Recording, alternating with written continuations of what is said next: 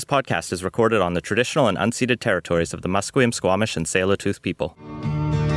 British Columbia, I've seen your mountains high, seen your pretty rainbows and your blue crystal skies, watched your winding rivers as they flow around the bend. To me, you're not a stranger, you'll always be a friend.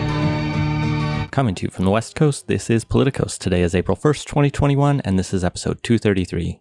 I'm Scott Deluneboom. And I'm Ian Bushfield.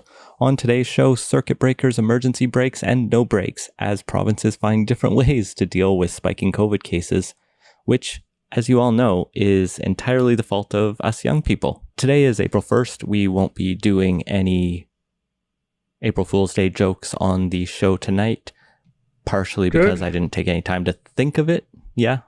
Also because this will be coming out on April 2nd. Also, the internet has just really made me hate April Fool's Day. It just basically renders the whole thing unusable for a day, as even generally reliable sites and people just decide to throw up whatever stuff they feel like. I feel like the report that we released at the BC Humanist Association today about the astrological projections of every MLA was a very valuable contribution to the political zeitgeist.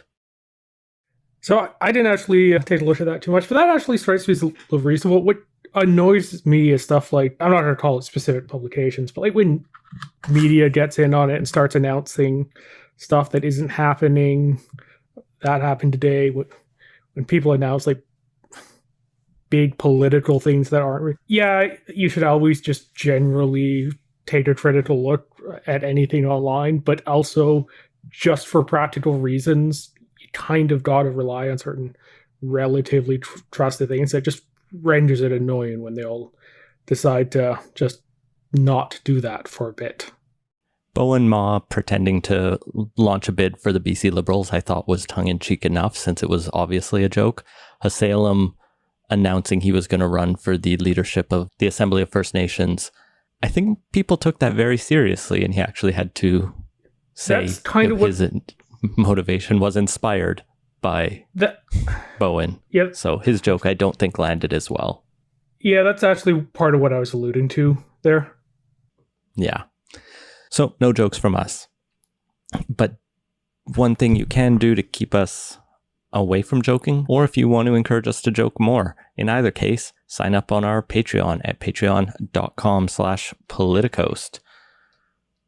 If you want us to tell more jokes, sign up and tell us. If you don't want us to tell jokes, sign up and tell us not to. We are at 97 patrons. We had another start of the month drop in people's credit cards expiring. So double check your credit card every month. If it needs to be reset, do that. Patreon.com/politicos. Politicos is in partnership with BC Today, British Columbia's daily newsletter dedicated exclusively to BC politics. Sign up for a free trial to have unique coverage of the BC legislature delivered to your inbox every morning. Listeners to Politicos enter the offer code CITIZEN for access to a special rate.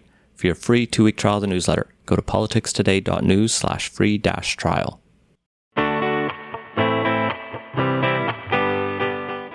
Well, let's get into the only major segment today, circuit breakers and emergency brakes. Scott, what's the best metaphor to use to launch a new round of restrictions? Because I think we're seeing some creativity here. Yeah, it's definitely not circuit breaker. Just a circuit breaker is something you have when you want current to flow, but interrupt it when it gets too much.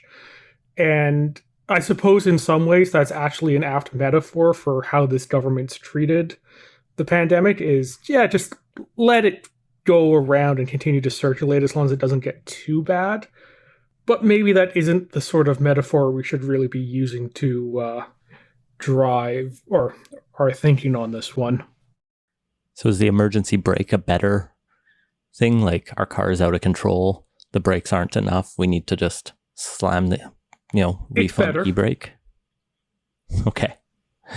I can't figure out what Quebec is using as their metaphor. I think they're just mostly using colors and they're targeting certain cities with new levels. Meanwhile, Alberta is still doing the please follow the restrictions we already have approach, which BC was at a week ago now. But let's start with BC. Let's start with the 3-week circuit breaker we have. New round of restrictions. As our general PSA, I can just briefly run through them if you haven't caught up. No more indoor dining. Outdoor patios are still allowed, and there was some back and forth about whether that extended to patios where there wasn't food, like breweries. And now breweries, you can go to their patios again. That had to be clarified. Great liquor laws in this province. Group fitness classes have been canceled, but you can go to a gym and do a one-on-one personal trainer in limited settings. Indoor religious worship is off again. They had briefly opened up the idea of having up to 10 people in church again after closing them all for a couple months. And they did that last week at the very confusing time. I think we talked about it on the pod when it seemed like cases were starting to rise again and all these new restrictions came in on Monday. That's it for the actual laws, the actual orders. The rest are more advisories. You're advised to stay within your health region. Don't go traveling except for essential purposes. I guess Whistler Blackcomb being closed was an order. You're also encouraged to work from home. And they have now changed the guidance in schools to require masks for grade 4s to 12, although the rollout of that was pretty marred by a lot of confusion, as the public health officer said it was a strong suggestion, and the union BCTF called it a new requirement. And when the final guidance came out in the fine print, it is a requirement, but no one will be forced to do it because teachers are aiming to not rely on punitive measures wherever possible. So that's where we're at. If you're not going to enforce it, don't call it a requirement. That's been, I think, a consistent problem through all of this is the government wants people to do a bunch of stuff to help stop the spread, but hasn't really been willing to actually do the hard work and making sure there's full compliance on it. Outside of, I don't know, every 3 weeks or so, some news story about a party host getting ticketed for something, there has really been no effort made on the part of the government to actually get people to follow the rules beyond just a, stern address from the public health officer a couple times a week, which if you're the person who's watching these live briefings, you're probably not the person who needs to listen up and actually have the rules repeated to them. And it's not just that, but it's that they're getting even less accessible in each of these briefings. Shannon talked about that on the podcast last week. And just today, there was a briefing that was supposed to be more of a answer the questions of the press style, like just a very quick off the top, here are the numbers, and then right into common questions. And I tuned out fairly quickly after, but I watched some reporters on Twitter after note that it was something about 45 minutes before Adrian Dix and Bonnie Henry had finished their, what they described as lectures on the basic science of vaccines. No actual news in there after they gave the numbers of the day. And all of that time could have been given to reporters. Instead, they got 15, 20 minutes at the end to do their usual 2 questions each. And I don't know. That's probably not the best way to be mixing it up right now. Like, you need reporters on your side. You need ways to get this message out stronger and better. I think the new restrictions are a necessary wake-up call to people. Whether they're strong enough or not is debatable, but at least there's something. It's still pretty minimal, though, overall. Just not having indoor dining and no group fitness classes or indoor worship service, that's still a pretty minor change overall in this. And the other thing is it's only a 3-week break, which, just looking at other places, hasn't necessarily been a long enough time period to really get cases under control. That's 1.5 to 2 generations of infection. And even in the past in BC, where we've brought in short-term measures, they end up being extended and extended. So I think maybe the idea of 3 weeks is just to be a little bit optimistic, to give people a bit of energy. Hey, just put in 3 weeks and we'll get through this. And then in 2.5 weeks, it'll be, actually, we're going to need another 2 weeks at least. It's been 13 but hopefully they can start to show a trajectory there. It has been 13 long months. Like, nobody is being fooled by this 3-week crap. Like, it's either going to be 3 weeks and we're going to lift the restrictions whether or not the case numbers are what they are in a good spot, or we're just going to do it until the case numbers get to be where they need to be. And in that case, they should just come out and say what the actual metric is they're going to use on this. Because if they're not going to do that, just this continuous 2 more weeks, 3 weeks, just a little bit longer stuff wears a bit thin, and nobody believes the public health people when they make announcements anymore, because they can't give a consistent goalpost or even just say what the actual goalpost is on this. And then, the other thing that I take some issue with on this is the kind of unnecessary confusion and uncertainty around a couple different items. You touched on the patio rules and what the exemptions are.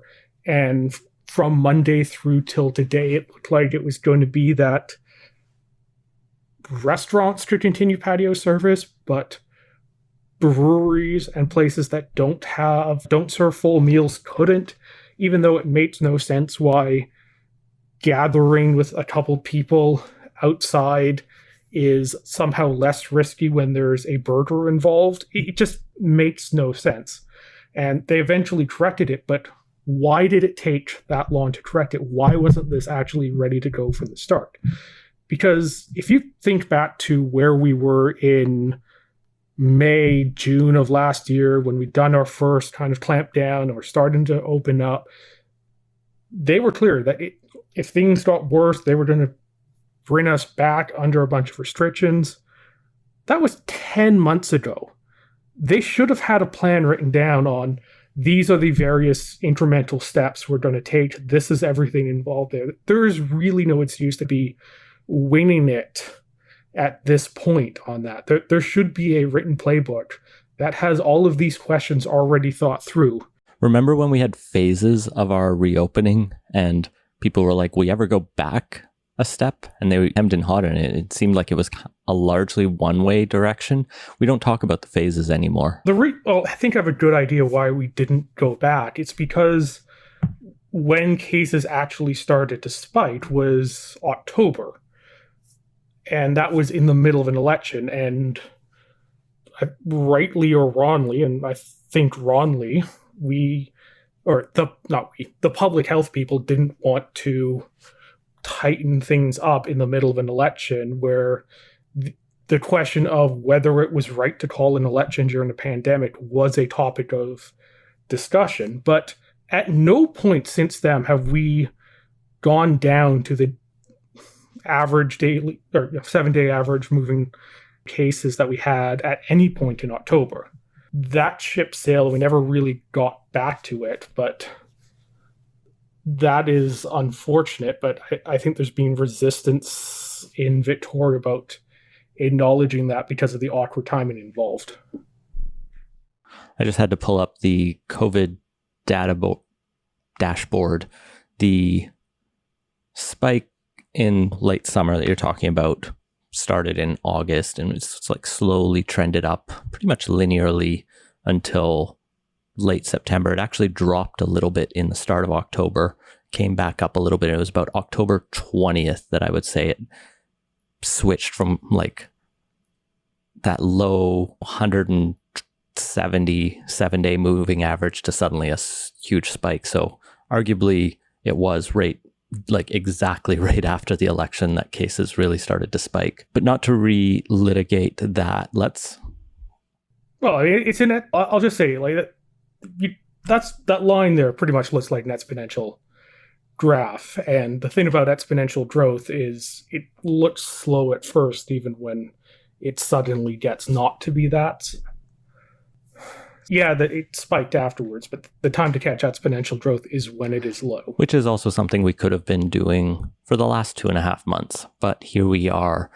Let's go to Ontario, and I'll start with the worst thing happening there is that nothing is actually happening until Saturday.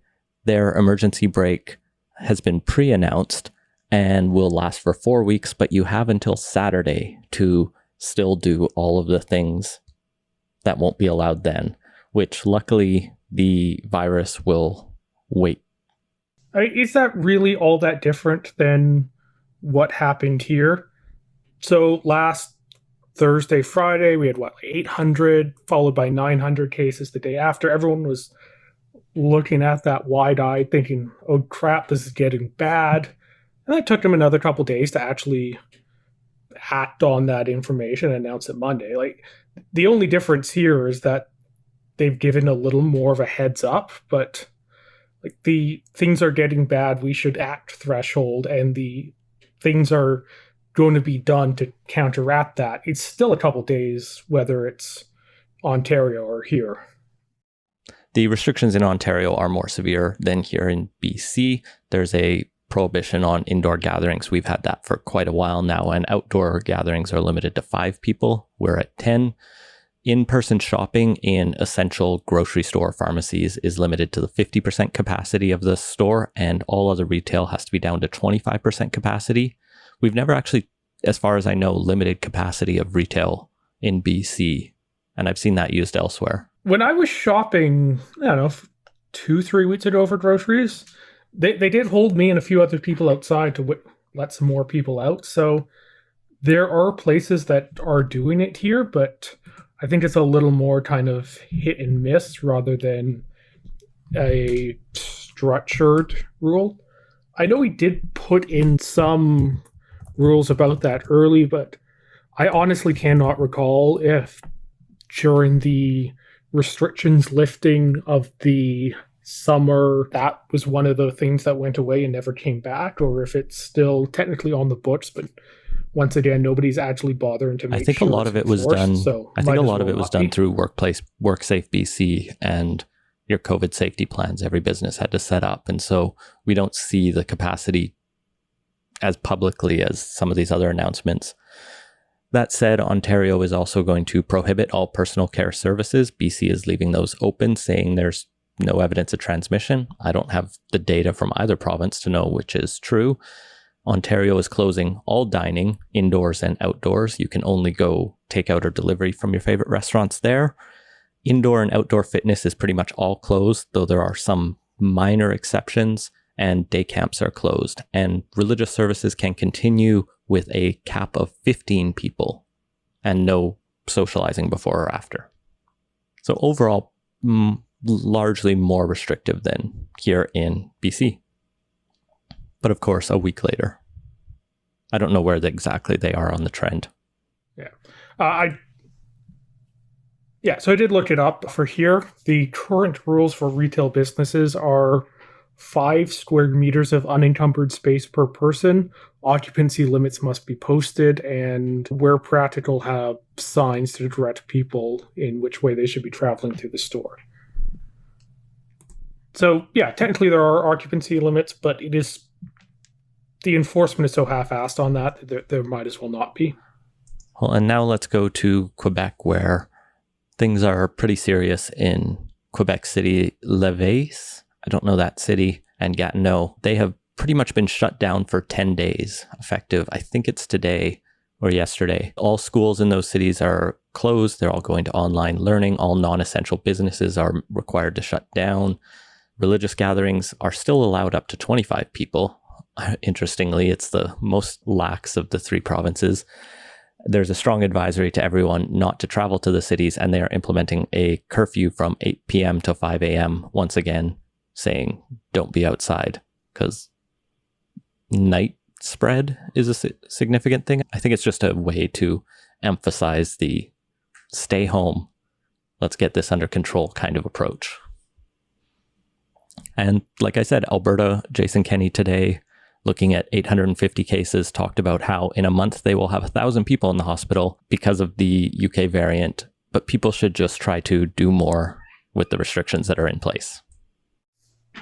So basically doing what we were doing up until a week ago. Yeah, I think Alberta's restrictions were a little bit stronger than we were last week, but maybe a little bit less strong than we just brought in. I didn't look exactly where they are at. But Kenny seems to think people are just not following them. And so the best strategy he has is to chastise them. So yeah, like we were doing. Yeah, the unfortunate problem with that is you hit a point of diminishing returns pretty quick on that. There are people who adhere to every guidance that's given. There are going to be people who would kind of like to, but life's messy and complicated, and the balancing of everything slipped quite a bit, and a bit of a sterner hand with a little enforcement may actually get results there. And there are also people that are just not going to abide by the rules, short of having them rigorously enforced. And unfortunately, there seems to be basically nowhere in the country, maybe parts of the Atlantic regions, that really actually seem to care that much about dealing with that latter category. And I think the other thing, like you mentioned, a lot of people are struggling to manage with this, even people who are well-intentioned. And there's just been like an utter abdication from particularly the federal government, it feels, in the last few months to support Canadians. We have the replacements for the CERB, which have been routinely criticized, including by me on this podcast. But there's no steps to really move beyond that here in BC. We still don't have paid sick leave, despite Horgan being on the record in December saying, when the evidence comes to show that it's necessary, we'll do it. Just today, they announced they'll provide unpaid leave for people to go get your COVID vaccine, as in you can't be fired if you take a half a day to go get your shot, which is great. I wouldn't be shocked because there are some awful employers out there, but it's such a bare minimum. They say they're going to look at doing paid leave for the vaccine, but we'll have to consult with business and labor first. And don't we allow paid time off to go vote, right? Why not just do that exact same thing? You get 3 hours, go do it. There's such low bars. Yeah, there is really no reason, particularly just for such a small one-time thing, not to just go ahead and do it. Every level of government has been weirdly, I don't want to say cautious, because that would imply they're actually being, I think, that would imply being proactive in how they're approaching this and actually trying to reduce risk. But hesitant is probably the better word to really do much. Our governments have lost the ability. We basically, as a country, our governments have lost the ability to govern, or the willingness to govern. They're more managers in. Yeah, we basically made. Yeah, we made no effort really to keep COVID out of the country in the first place. And then when the variants started popping up, we did basically nothing to stop them from coming in. Yeah, we suspended flights from the UK for, I don't know, well, like a little bit, but we let the ones already in the air land here without adding stricter quarantine procedures at that point. We now have variants from Brazil, South Africa, the UK, a bunch of places here in BC and across the country. That didn't have to be the case.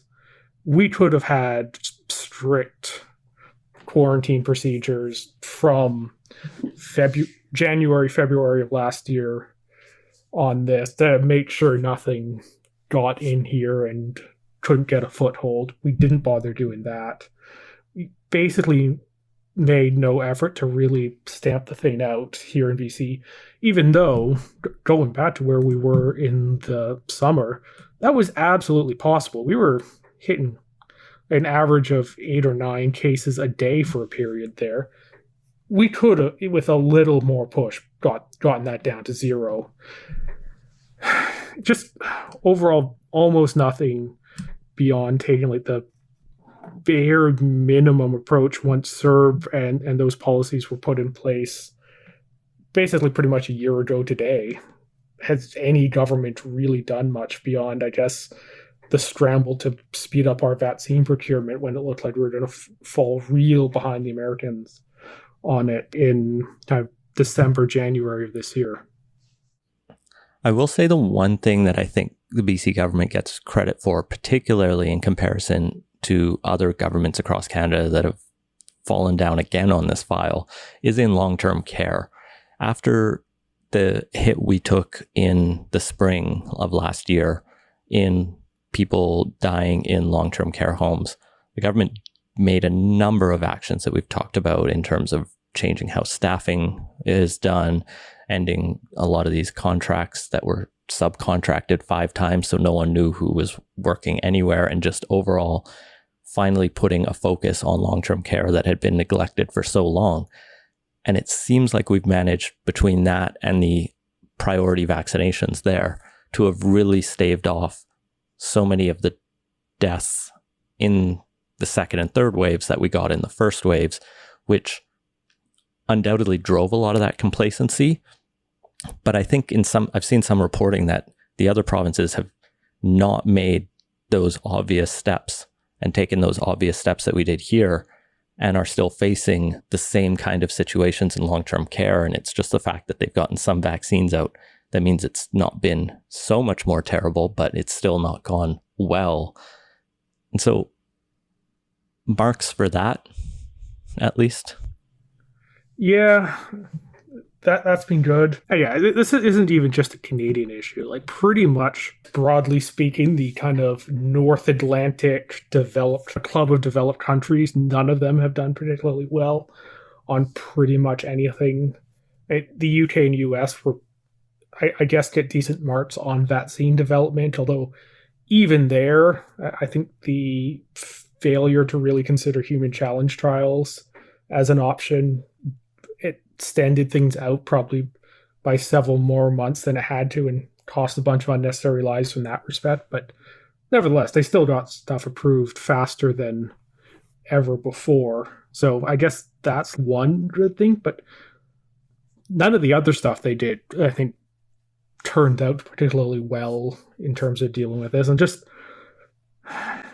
overall, it seems like a lot of countries in this club are struggling to have institutions that are responsive enough to changing circumstances to actually come in or actually respond effectively to things like pandemics. We still don't really have rapid testing here or in the US for the most part, and that's also, causing a lot of causing more problems than it's solved, I think, by delaying the rolling out of that. I could take this opportunity to take a quick shot at the commonality between those countries you're referring to being individualistic neoliberalism of the past couple decades, but instead I think I want to complain about our own premier a little bit more, and the seemingly ad-lib tangent he went off on Monday at the start of the press conference that people were still talking about, at least up till yesterday, potentially even today.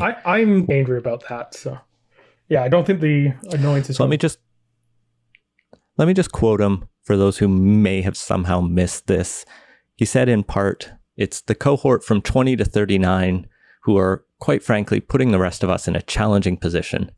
The directions will be quite clear from Dr. Henry, but my appeal to you, the youth, the young, is do not blow this for the rest of us. Do not blow this for your parents and your neighbors and others who have been working really hard, making significant sacrifices so we can't get good outcomes for everybody. Really, just everyone else is doing their part. Why don't you kids, all where the cases are? This is big. Why don't you get young off people? My lawn energy from the premier. Yeah, it did not land well. Like, he acknowledged it, part of his rant, that the people who are watching are not the ones who need to hear his message by definition. But damn, from so many under 40s pointing out that it's 20 to 39-year-olds who are frontline workers putting their lives at risk because they don't have any other choice but to work for a salary, to people talking just about how there actually are a lot of boomers and older people who also flaunt the rules quite regularly, to just so many people are doing so much, and it just did not land at all with anyone. I mean, just taking it out to a slightly more abstract level, like, it just doesn't make sense to call out a demographic group because there's a slightly higher caseload among them. You can, like, this thing went over lead balloon, but you can imagine how much worse it would have been if in March of last year he was berating the elderly for the higher case counts among them, or there's been spikes in area. It's a little hard to say because they haven't released the information, but you can infer from some of the geographic concentrations that there's been higher case counts on communities that are disproportionately made up of people of color. Like, he wouldn't have gone out and called that out, even though it's the same underlying logic on why that's flawed in all of those cases. I think I saw a teacher, or I heard a teacher was tweeting out that teachers don't take the "I'm going to punish you all for the actions of a few" kind of approach for many reasons, including the ethics of it, but it's also just an ineffective approach to discipline, right?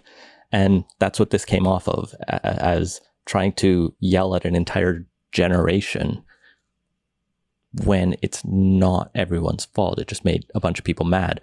Like, there were NDP youth wings. I think the UBC Young New Democrats, or the youth wing of the party, were passing motions condemning the premier, which, after he just won a majority government, you don't usually have not open rebellion, but some pretty harsh criticism coming from your base. And like, the 20 to 39-year-olds are probably pretty strong NDP supporters relative to some other demographics. It's bad politically, it's bad public health messaging, it's bad strategy. I don't know where it comes from other than just, like you said, that get off my lawn energy. Yeah, no, I mean, I don't think there's any other way to read it than a lack of respect for that cohort. We'll link to Rob Shaw's piece on the Orca. Well, yeah. That calls this the wrong message at the worst time. Well, it's pretty good. Yeah. And I think more fundamentally than just showing a lack of respect for a fairly significant portion of the public, and a portion of the public that is dealing with a lot of challenges other generations haven't when it comes to stuff like housing affordability and a bunch of other stuff. It's also just an incredible failure of leadership and ability to take responsibility. If anyone is blowing it for us, it's the government. They're the ones leading the province through this. They're the ones who are ultimately responsible. If people out there aren't following the rules, it's on the premier and on the rest of the government to take the steps to make sure that happens. And until this Monday, everything that was coming out of the province was basically telling the general public that, yeah, things are more or less okay. Last week, Horgan said that things were going in the right direction. The government was talking about easing up restrictions for the long weekends, religious activities on that. And if you're a person who doesn't obsessively go to the case numbers every day, your takeaway from that would have been, things are going good. I probably don't have to worry as much. And the fact that was the message coming out is entirely on John Horgan and his team. And I think it was Thursday, one of the last days in last week when the case numbers were getting high. On Friday, when Ditz was asked about whether they're considering circuit breakers, he talked about how well the plan was going so far. And frankly, if anyone should be held accountable, it's the health minister for, as cases were spiking, saying everything was okay. Like, the accountability is not falling where it should here. And I think we spent the better part of a half hour talking about all the ways the government has failed to really tackle this as thoroughly as possible. And that is almost entirely on John Horgan and the people he has delegated authority to on this. So, yeah, John Horgan, stop blowing it for the rest of us. Yeah, journalist Andrew Kuriata had a great Twitter thread that I'll throw in the show notes about just how gaslit he felt by the communications out of the province and how it just was, we're not doing this, we would never do this, to suddenly we have to do this. Things have suddenly shifted overnight. So very frustrating. A whole generation is pissed. But it seems like one millennial was so pissed, he decided to do something about it. Scott, tell us about Gavin Dew.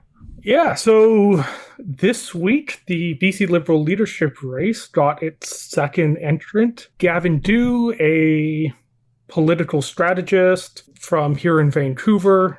He's worked on a bunch of campaigns throughout the past decade or so for the BC Liberals, ran in the Mount Pleasant by-election, I think it was 2013. Being Mount Pleasant, that was an entirely unwinnable by-election, but did the good work of representing the Liberals in the riding. Yeah, fairly young guy in his 30s, young family.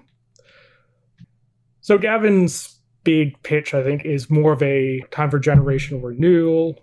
The BC Liberals haven't really been speaking to the issues that are affecting a lot of British Columbians, and as a result, the party's lost a bunch of ground and needs to regain that. So Gavin's a very interesting candidate in this race. He's previously worked on Kevin Falcon and Michael Lee's leadership campaigns.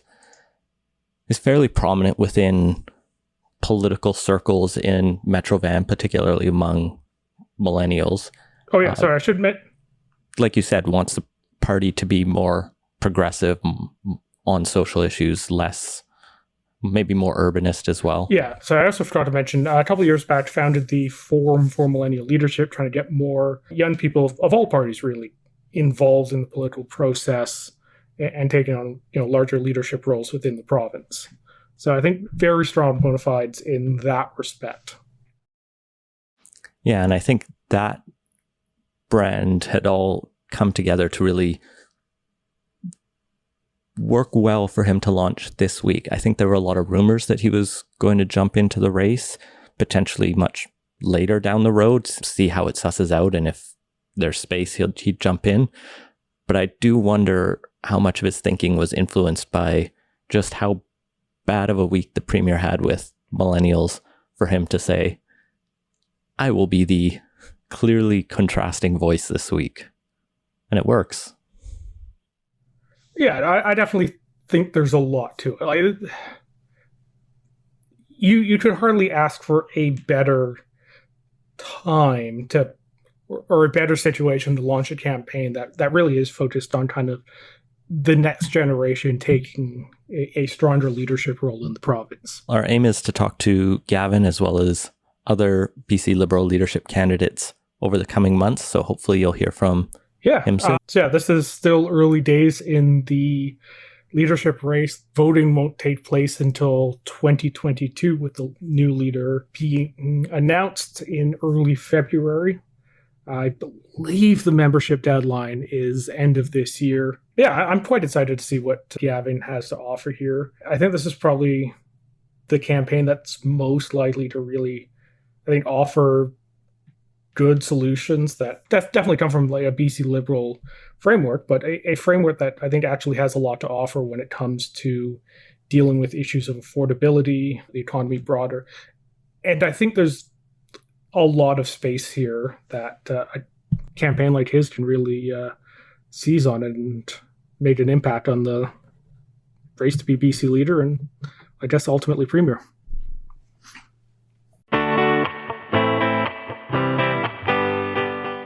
Well, moving on to quick takes. Speaking of affordability and housing, BC Housing this past week has announced a raft of new housing units and projects coming online or getting purchased from existing stock, whether it's old hotel spaces or a raft of new housing. A lot of it coming from the purchase of existing stock, typically of the old hotel variety, although I think there may be a couple other different types of housing built in there. But yeah, overall, a couple hundred new units, I think, spread across the Lower Mainland, the island, and the rest of the province.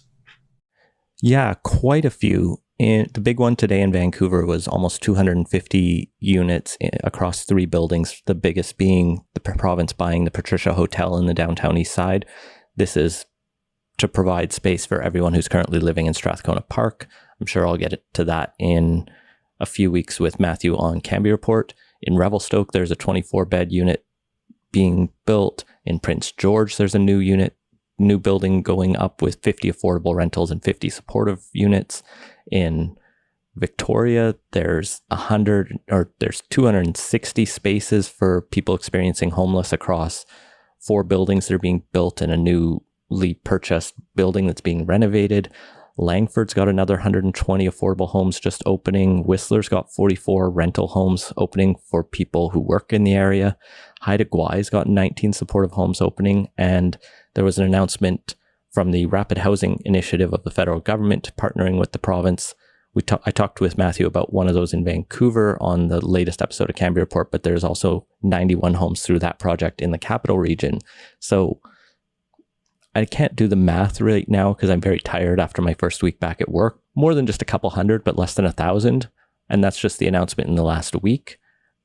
Really good to see. I'm sure there's individual things to pick apart about each of these, and the perpetual cry in housing affordability in this province is it's never enough, and this isn't enough. But hey, if they can announce this many units every week for the rest of the year, that'd be a great pace to... I have a feeling the pace isn't going to be sustainable. Yeah, Yeah, I do wonder how much of this was just like coincidental timing and working it into a housing week I think there's of announcements, probably a fair just so bit it of feels that. better. They've bought up over the past couple of months quite a few different hotels to provide this housing, and there's just a limit on how many of them are going to be on the market. So it's not the sort of thing that can be continued. And I guess speaking of nitpicks, that's probably the one little bit of reservation I have here is that it is without a doubt good that they're buying, that there's these new housing units coming online, but Vancouver wasn't exactly flush with spare hotel capacity before, and I do worry that 6 months to a year from now, we're going to have problems in that space as a second order effect of this, and the end result might be a renewed enthusiasm for Airbnb, in which might ultimately blunt some of the effectiveness of it. In the meantime, lots of spaces for people who need them. We'll deal with those other problems when they get here. But one thing that will continue to challenge us for more housing in many different ways is immigration, and not necessarily in a bad way, but we've talked in the past about the 100 million people in Canada by 2100 goal and project and ambition. The newest voice to join that chorus call is former Prime Minister Brian Mulroney, who's been interviewed by John Ibbitson in the Globe and Mail, talking about Canada should focus on expanding our population.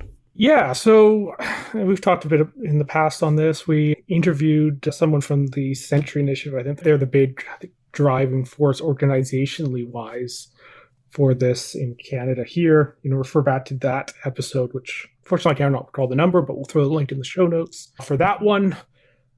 Yeah, I think this is great to see on former Prime Minister Mulroney's part, and definitely I think a big win for that larger push, and it's something that I think we should definitely be here. Thank you, Ian, for grabbing it. It's episode 203. Just as a country, I think we're held back quite a bit by our low population numbers. The issues with domestic PPE manufacturing, pharmaceutical manufacturing, which we've really encountered this year, is in not a small part because just as a small country of 38 million, it's hard to maintain that kind of market specialization that's needed to produce a lot of specialty products like that. And becoming a large enough country that has a population to support a lot of highly specialized critical industries would benefit us a lot. And beyond that, just as the US continues to suffer its political challenges and instabilities, and I think probably the strongest isolationist sentiment since the 1930s, would be a good idea if we developed ourselves, and a large factor of that is having a larger population, to, I think, strike a more independent path and have less foreign policy and defense reliance and economic reliance on the US. And that can only happen by closing the gap in terms of population disparities. Yeah, I'm all for more immigration and kind of tearing down borders for many different reasons. Some you talked about, some of the more humanitarian, climate, refugee urgency and moral imperative of that. I've also just cracked Harsha Walia's new book, Border and Rule, which is pretty critical analysis of Canada, America, Australia in particular, as well as Europe, but a number of other countries' approaches to borders and immigration and migration and the various bigotries and racisms and problems and class issues that are all tied into that. I don't know what the conclusion's going to be, other than maybe everything's just bad, but I'm hoping there's a optimistic bit at the end, though it looks like a pretty, importantly critical book from the start. I'll review it in a few weeks when I finally manage to get through it. It's pretty dense, but good. Speaking of dense things that are maybe not quite as good, nuclear waste is back in the news, as well as former prime ministers, as CBC published a piece today that former Prime Minister Jean Chrétien is part of a pretty secretive project to set up a nuclear waste depository in Labrador. This is a wild story. They interview the new premier of Newfoundland, Fury, who says he doesn't know anything about this.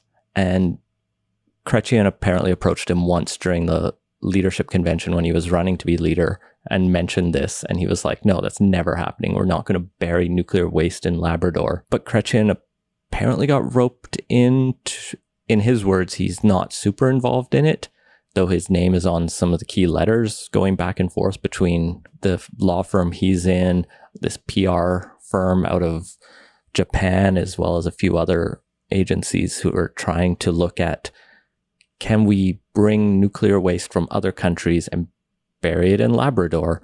And they talk in the letters about how secret they need to keep this because it'll likely blow up. Not if it gets physically, too public. but and metaphorically in the press and the discourse.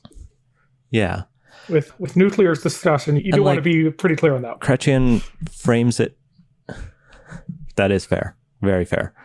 Chrétien does frame it in an interesting way that Canada is a global exporter of uranium. So we have a somewhat moral, ethical imperative and duty to take it back and store it in the future.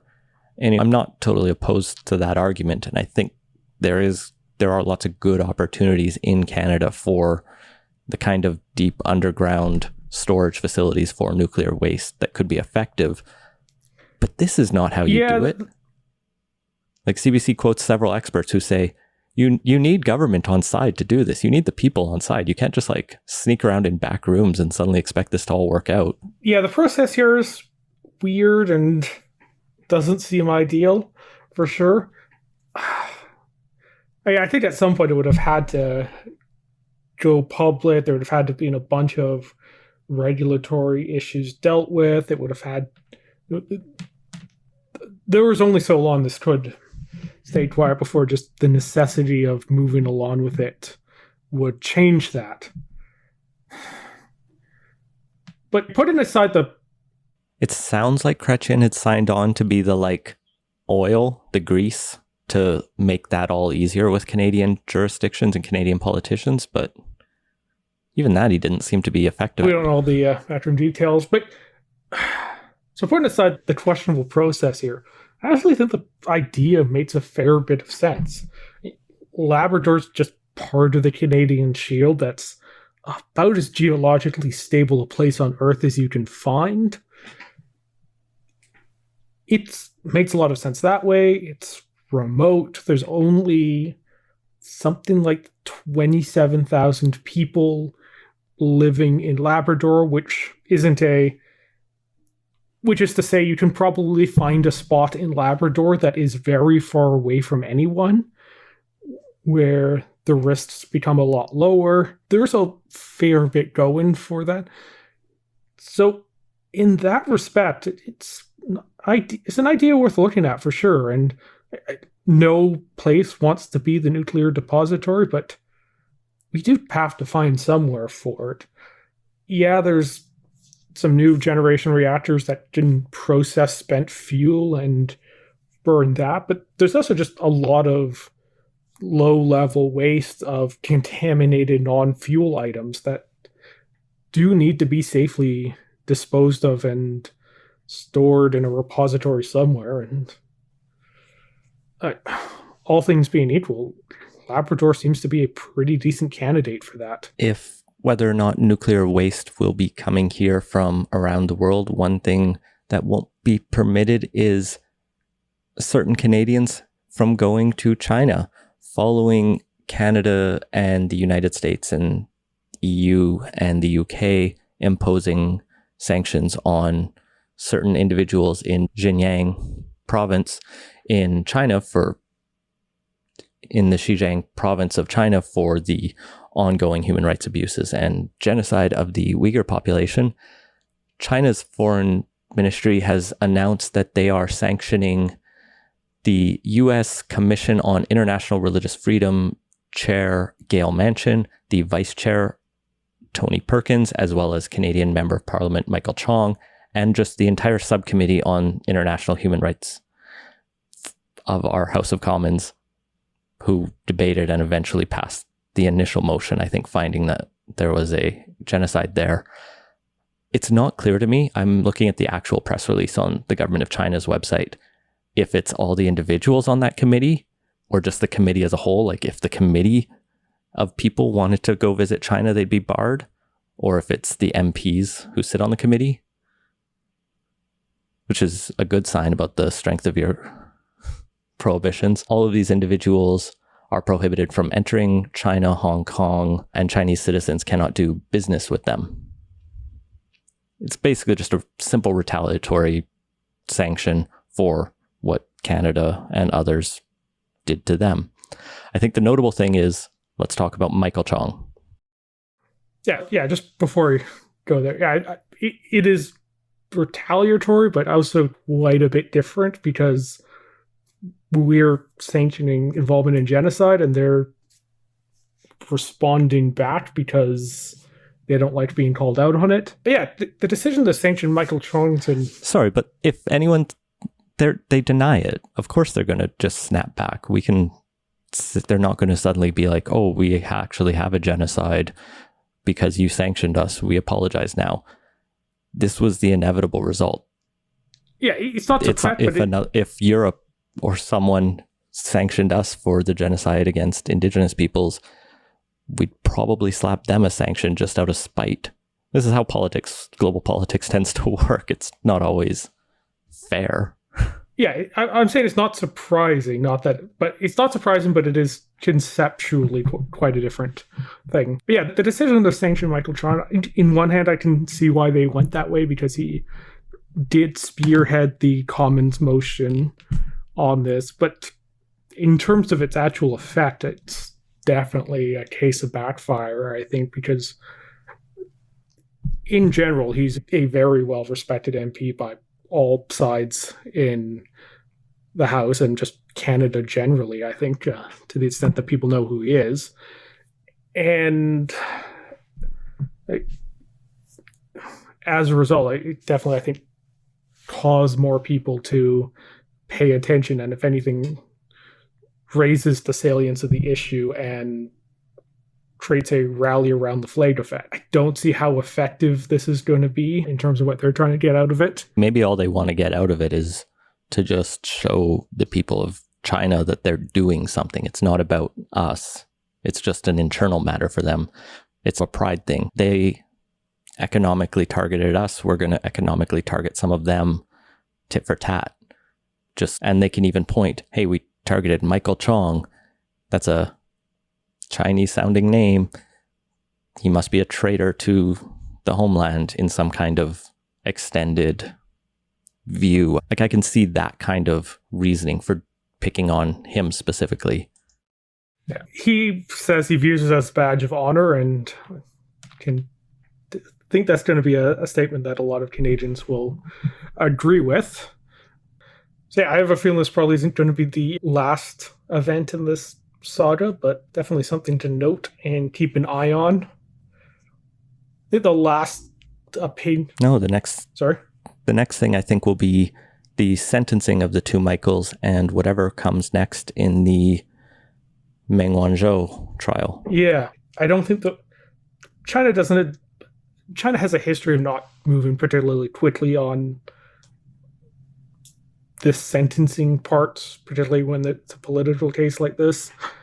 So it wouldn't surprise me if they're holding off on the sentencing until whatever the next thing that happens with Meng Wanzhou is.